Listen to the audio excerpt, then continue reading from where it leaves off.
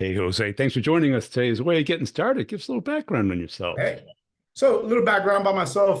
Staffing professional in the staffing world for 22 long years. In dog years, that's more like 44, but 22 years now. Um, Delved everything into from operations all the way to now leading sales teams, leading teams as big as 22 plus. So, that's a little bit about my background. Oversaw about $35 million worth of business when I was up north.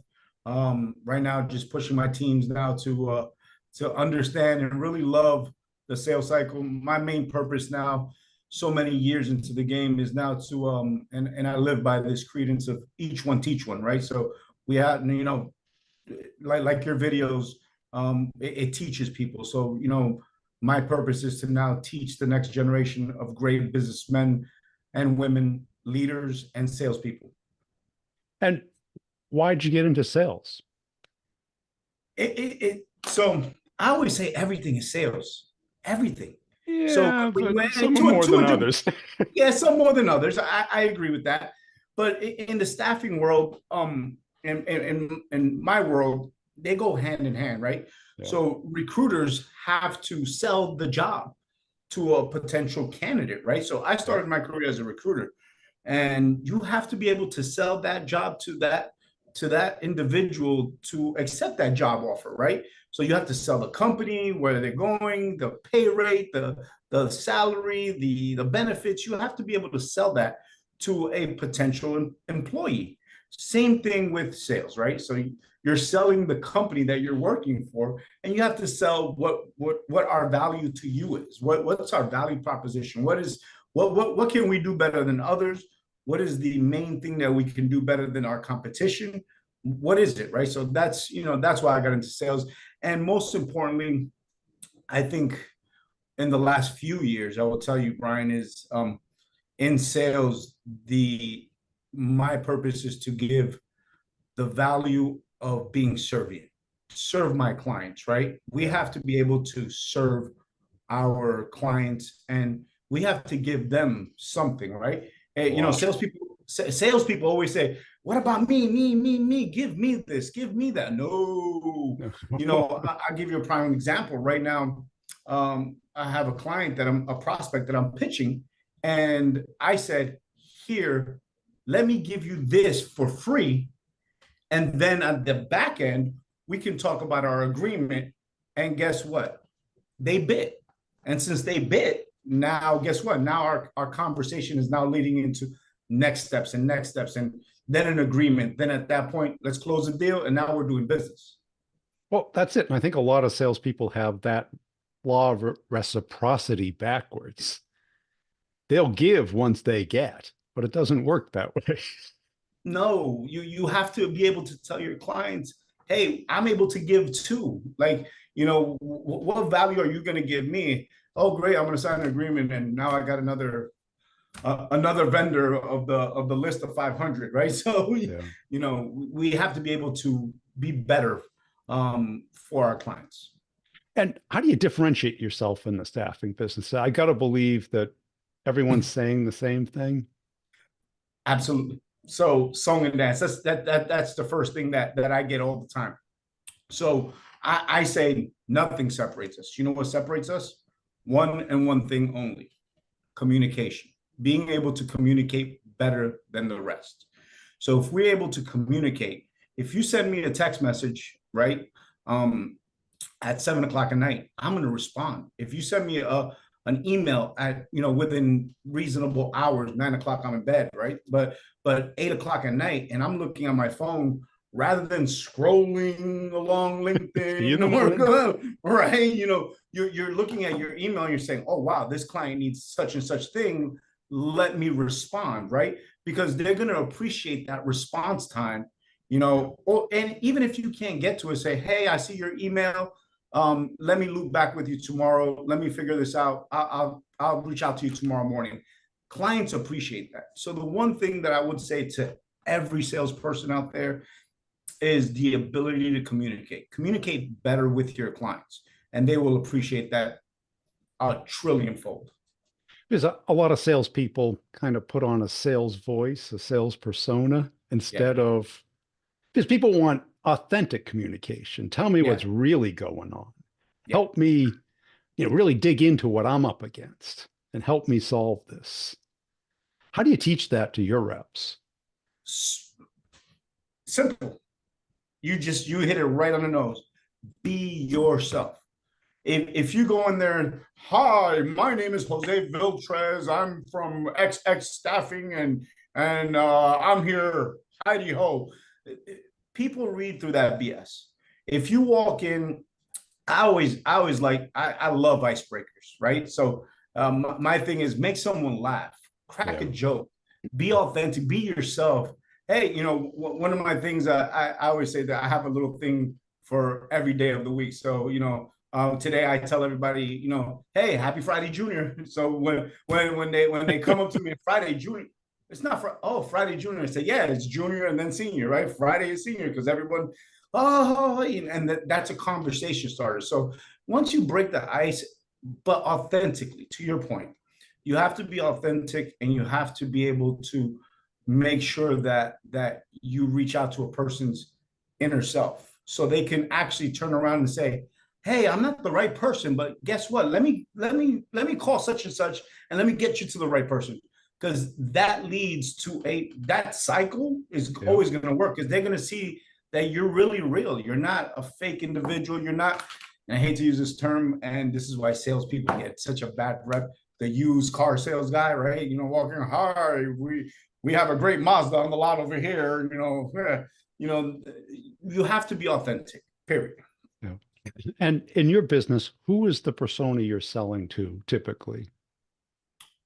I'm sorry, repeat that one more time. Who's the persona you're selling to? Is it HR? Is it manufacturing? Is it operations? So it's a bit of all. So a bit of everything. So mainly you have to get through the gatekeeper most of the time. So I'm a big proponent of old school. I'm very old school. So I love going door knocking.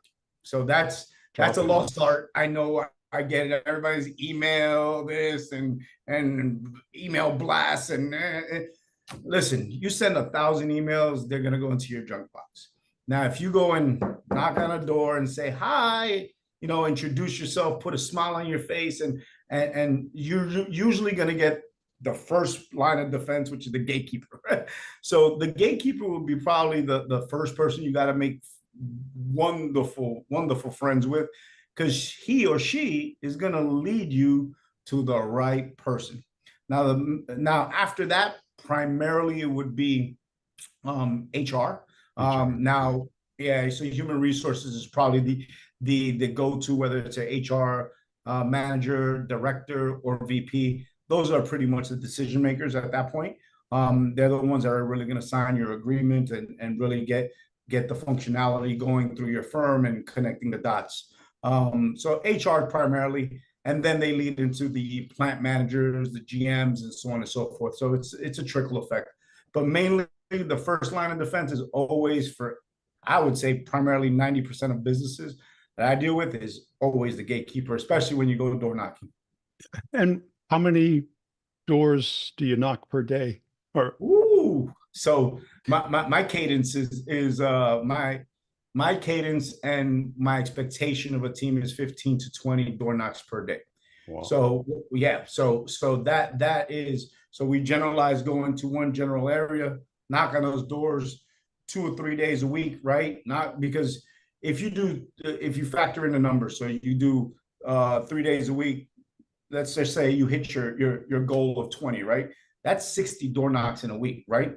So then you have 2 days working in out rather than out in, and then you're literally inside the office going through those 20 door knocks and say, okay, which is a real viable prospect? Let me dig in and do some more research on this company. Is this a real company that I really want to do business with? Do they use staffing? Do they need our value add there? Do they need our services? Do they not? So I like to say trash in, trash out. So it's more of doing the adjustments on that end with those 60 door knocks. And after the 60 door knocks, Brian, you're probably going to be left with 25. More That's not bad.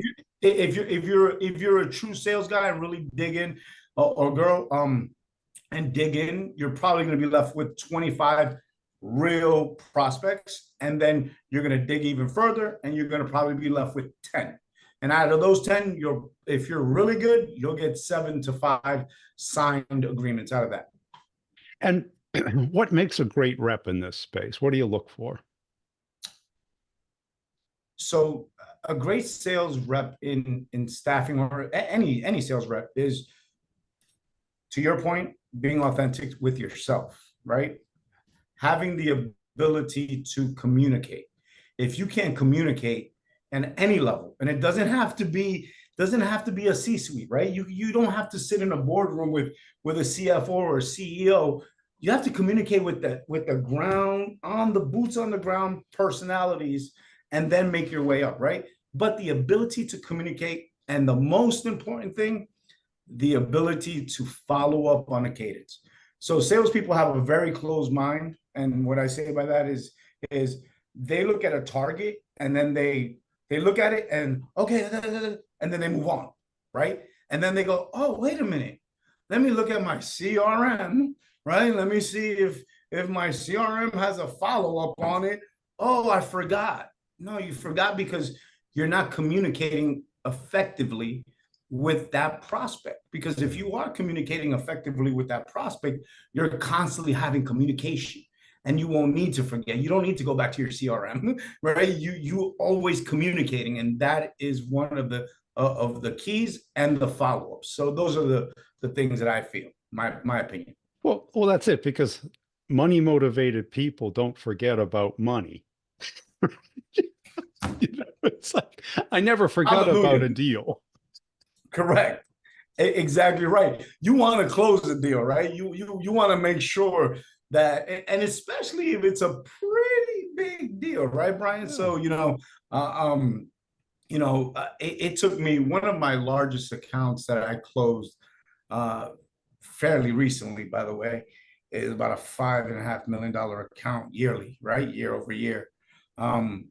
It took about 8 months for me to close, but it took 8 months of first door knocking, meeting the right person, going through the cadence, following up with an email, following up with a phone call, wishing you happy birthday, finding out when their birthday is, finding out when they're, Valentine's Day, stopping by with a rose. All those little things eventually is going to get you a seat at the table. And when you get to the table, it's your job now to just lock it in. Because a lot of reps look at it as they're either in market or they're not.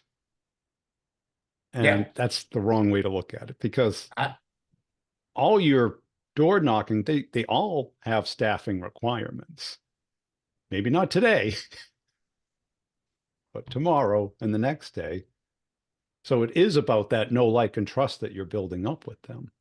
Exactly. Good point there. The trust factor as well. So I will touch on that a little bit. The trust factor, you have to build that trust factor so they understand that they can come to you and trust you and saying, hey, I have this hard unicorn, in our industry, many industries, they call it a unicorn, right? So they want, and I like to say, oh, you want the purple and pink unicorn with one wing flying in circles and doing the loop. I got you. No, we're going to find that for you, right? So probably not, but if we're giving the effort, yes. And then also setting the expectations with the client and saying, that's a very important thing as well in sales, is setting your expectations, right? Yeah. So we have to be able to set our expectations with our client and say, hey, listen, this purple unicorn, we're not going to get it. You're not going to get it because you're under market. Here's some market data for you so you can take a look at what you need to be at to find this purple unicorn. Oh, but we don't want to pay for a relocation fee or so on. Well, you might have to, and I always tell all my clients, we're going to be your consultants first. Then we're gonna serve you and sell you, right? And because we have to be able to consult them first and guide them the right way. Because if you don't consult them as a salesperson, you're never going to close the deal. You have to be able to give them that real hard consultation and the real truth, because sometimes they're blinded. A lot of our clients they just don't know where to go. That's why they turn to us, right? They turn to us for those exact reasons. But we have to be able to provide them real-time data and understand that, hey, listen, this is the real deal, and then give you the expectation of it. Yep. And why'd you get into leadership? So obviously, starting my career as a recruiter, I just evolved. I've always felt I was a leader. I was a leader since I was a young man. And I love to lead. Now, one of the things that I grew into leadership now, when you're very young and you're thrusted into your leadership, you don't really know what you're doing. I'm going to be very candid. When you're 25, 26, even 30, even 33, 34 years old, you don't know what you're doing. You're just winging it. You're like, okay, I'll figure it out as I go. And then you're hitting that wall a few times. I think I still have scars on my head from the amount of times I hit the wall. So being a leader was natural to me. I felt like I can really, understand what the next generation behind me is going to go through, and I want to teach them. As I said before, each one teach one what not to do. Learn from my mistakes. Learn from the mistakes of others. Understand how to go about it. How to be fluid. Don't take things personal. A lot of salespeople take a lot of things really, really personal. It's not personal, it's business, right? So we have to understand how to teach them, how to teach the next real group of people. As I see all your posts every day, it's all about teaching. And that to me is probably the most immense thing that I can tell you outright. So for instance, I learn every day, and I say this to my team currently right now. The day I stop learning right now is the day I need to retire. I need to just hang it up, forget about sales, forget about serving people, and hang it up, because you have to learn every day. I want my young men and women to teach me things, because I don't know it all. I'm a dummy, so to speak, for certain things, right? I read those books all the time, sales for dummies. I would read it, because you have to be able to learn. And where did you get this learning mindset? What did you do as a teenager? Were you As a teenager, a lot of sports. So that learning mindset came from sports later on in my career. I actually coached football for about 11 years. I coached my son all the way from Pee Wee all the way to high school football. So teaching one another, the fundamentals of things, especially when you're teaching small little children. First, you have to have the patience, right? You have to have the amount of patience I had. Then you have the parents. Kids. Yeah, right. So you're quasi their dads, The so to speak. buffer, yeah. Right. I still, true story. I have a bunch of them that graduated college. A lot of them are businessmen and women. I have a few that made the NFL. And they still call me up and they say, "Hey, coach," and they still call me coach to this day. But that learning mindset came from there. The discipline about being disciplined, following your cadence, following your heart. If you feel it's wrong, change it, right? Pull out, right? Trust your gut. Your inner gut is always gonna, on the football field, in a dojo in martial arts, which I a practitioner, my son and myself. So that those things are very, very, very important to me. And that's the part of the leadership that I bring to current teams, past teams, and future teams. So when you're looking at hiring reps and stuff, do you find a lot of know-it-alls, a lot of people who? Oh, yeah. Yeah, absolutely. Yeah. One thing that I do say is that if people bring their habits from their previous firm or wherever they were before into the new one, and they come in gunslinging, Aaron Rodgers, just slinging it, all over the place, right? So it- and you have to work with that as a leader. You're saying, okay, let me reel them in, let me pull them back a little bit, let me settle them down, let them get their cadence right. And I understand and I respect what you've done in your past, but this is the way we're doing it now, right? And since you're in this organization, this is the cadence we have to follow.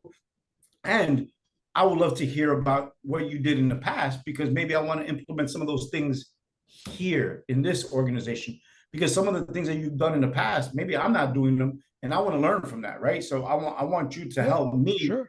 grow the business, right, and grow each other as salespeople. Because I mean, I still follow old school mofu, bofu, tofu funnel system, right? So bottom of the funnel, top of the funnel, middle of the funnel, old school. A lot of people are going to be listening to me like, wow, that guy's old school. So that I still follow that, and I still teach that, because it holds people accountable to what they put in their funnel. And what's the most difficult type of salesperson that you've experienced? We talked about the know-it-all. Is it because some of people they need to make the mistake themselves to learn. They can't learn from others' mistakes. Yeah, They have to I touch think the stove no matter how many times you tell them it's hot. sounds like me. um, Whoops. sounds like me, honestly. So I'm being straightforward. I hit that stove a lot of times, a lot of burns on the hand. But yeah, I think over time that salesperson, that rep, um, to your point, the hardest rep to deal with is the person that just does not want to take guidance. Yeah. Just absolutely just does not want to take guidance at all, and just wants to do things their way. If and I learned this later on in my career, to become malleable, right? You have to be malleable. You have to understand that you have to be able to take that information that's given to you and apply it. And once you apply it, then you'll see the results from it. If you don't apply what's given to you, how are you going to find results? If you want to be a maverick and go wherever you want to go, it's going to be crash and burn, man. So unfortunately. Yeah, because there's two sides of that because sometimes their way works for them and sometimes they just are stubborn, right? It doesn't mean, I totally agree. so I how think long do you that wait to figure out if they're stubborn or they're the good type of maverick where they've got their own unique style and it works for them. and I agree. And funny you say that. I've recently, not too recently, I've had a few reps that that I learned that their style, um, you know, example, what that rep specifically was a fantastic relationship builder, fantastic. Yeah. But Lord have mercy, he could not close. He Yeah. just could not close the deal. I mean, built the relationship, got the right decision makers, got him there, got us to the table, but he could not close. So I figured that out in a long time, and he would be like, "No, I got this. I'll take care of it. I'll close it."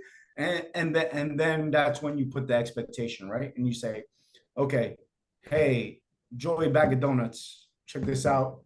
You have 30 days to close this, right? And if not, then by day 25, I'm gonna step in." And then what happens is he or she turns around, and Joey Bag of Donuts says, "Okay, day 25," and he'll come into the office, head down. "Okay, I need your help." And then that's when they start waking up, when they're hit with the reality of, yeah, I need to learn a little more. So to your point, sometimes you got to let the maverick go, and they got to hit, and they got to figure it out themselves. Well, it's great that you observed that and you came up with some boundaries that were reasonable and both people could agree because we all go through that kind of instinctual stage in selling where we do what comes natural to us. Yeah. But then real selling is counterintuitive. It Yeah, goes against our instincts. We kind of have to close. We have to bring it to a conclusion. We have to get a deadline, take action. absolutely. And if you If you just can't don't, do what feels good all the time. I agree. You know, I see a lot of sales reps a lot of times just okay, I'm gonna put it into the CRM. Okay, Look at my numbers, pipeline. numbers, numbers, numbers, more numbers, more no. Revenue is the number that we should be looking The at, only one that not the matters. numbers. Okay, you're a data entry clerk. Like that, no, it's about coming to a conclusion, closing the deal, figuring it out, finding the pain, helping them with their pain, closing it out, and then moving forward. But to bring it back a little bit, just to reel it back, a lot of salespeople, I always say, especially in staffing, it's not over, because when you close the deal, now you got to put your account manager's hat on, right?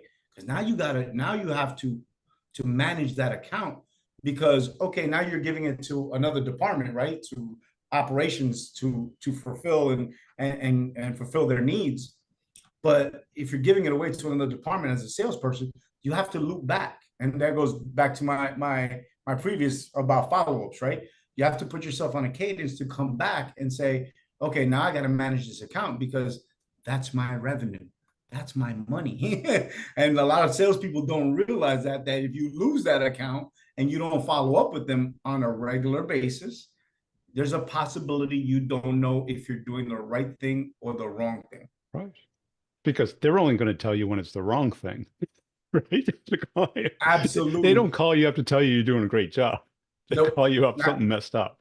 not at all. And I mean, you have the 2% that will, but other than that, then absolutely not. But other than that, yeah, you need to understand that you have to wear many hats in sales, right? Sales rep, sales account manager, and then account manager, and then move on. Because as an account manager, hey, listen, that brings more revenue to the company because you did the hard part already. You closed the deal as a salesperson. You close the deal.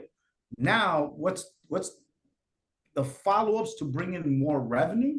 That is so important, and a lot of salespeople forget that. They just close the deal and run to the next one, and they forget about it, and that kills your whole portfolio, right? Your book of business gets dwindled down yearly if you don't go back to your clients and just check in. Hey, a simple phone call, a simple text message. Hey, how you doing? Hey, how we're doing? Hey, how we're going? Just a simple how you doing? That's it. And how do you keep them focused on the whole game? Because people can Great get question. really busy and get comfortable getting busy because being busy feels like you're being effective. Great question. And I will answer you this way. I would say yourself as a leader being involved. You have to be involved. You have to be in the I call the muck, right?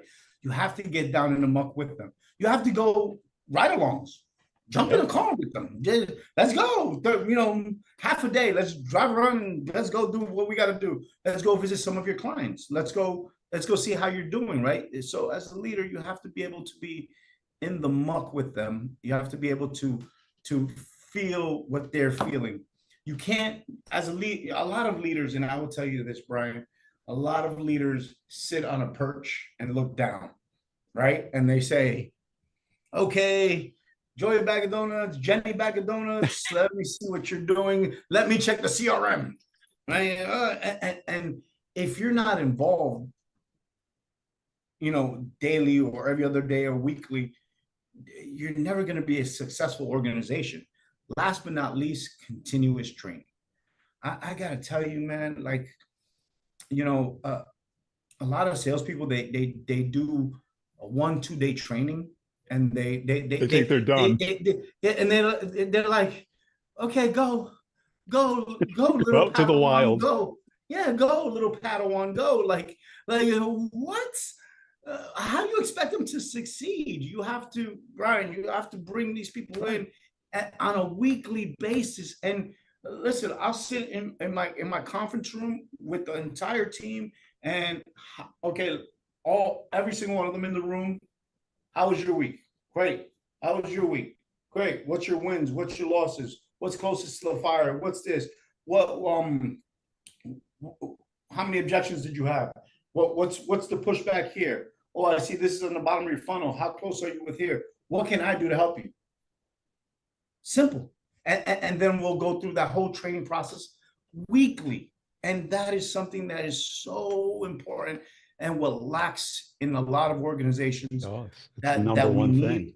Yeah, it is a continuous training, right? In the development. Because if you expect them to, hey, go ahead, Padawan, go find the next big one, it's not gonna happen. Right, because they know what to put into the CRM to keep the manager off their back. They're not idiots. Oh God. Listen, Brian. So my son, my 26-year-old son, was just promoted to an account manager in his firm, right? So he's in the sales game now as well. And he just closed his first deal. So this is a big thing. And he's actually texting me back and forth, and he's going, well, I'm trying to close this client, and and they pushed back and they said 25%.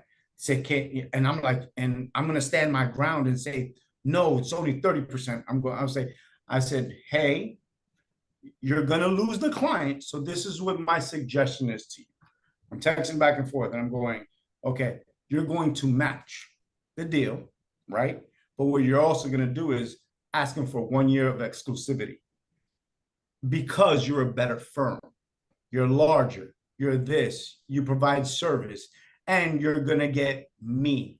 And then he said, okay. He texted me back 6 p.m. that night, 7 p.m. Dad, you are an OG. You are the best. Close the deal. Thank you. And again, so and then my pushback to him, I said, hey, where's your boss? He goes, oh, she wasn't there. I was like, problem with your leadership. I see. And then, and that's my pushback because why I understand my father and I understand we're in the same field in the same industry. And by all means, please come to me. But at that point, I would say, where's your leadership and your training, right? So that's the part of things that they need to understand that they need to have that training and development on a continuous, and especially someone that's an account manager, Brian, for 2 months. Yeah, I mean, Well, that's a point taken. yeah, when you go to the dojo, the instructor doesn't say, go over there and do 50 kicks and come back in 2 weeks. No, it's every time. Warm up. Let's do this. Okay. Go against each other. Okay. Let me show you what you did good. What you can do better. Exactly. You separate the Exactly. performance from the performer. Exactly. No one's saying you're bad or you're not good or you're dumb. It's just you're learning. And that's part of leadership, right? Leadership It has to be is. able to teach the others so they can get better. I just had a recent conversation, Brian, and I said with a rep, and they said him and I had a long conversation, and I said, there's one thing that I want you to understand from this conversation, and he said, what's that, Jose? And I said that I need you to be better than me, and he goes, why? He goes, why? He said, you're the best. I said, no, I'm not the best. Trust me, I still make mistakes. I said, the reason I need you to be better than me, and I want you to really understand this, is because if you're better than me, you're gonna rise up in the ranks, but you're also gonna make my job easier. A lot of leaders don't really realize that when you lift someone up, your job becomes easier. You really get to say, Yeah. oh, okay. Who you don't want to do So the job of five people. no, like you really need them to understand that they need to be better than you. That's just what it is. Right. Hey, I really appreciate your time today. Where can people go to Yeah. connect and follow you? You can go on LinkedIn. Follow me on LinkedIn. I have to get myself out on social media. My wife always tells me this, so I don't have a TikTok? No, definitely not. We can have a long conversation about that one, especially Congress passed. But anyway, that's another story. But I don't have a Instagram or anything like that. But LinkedIn will be the Jose Viltres. Just look me up, and I'll be glad to connect with you.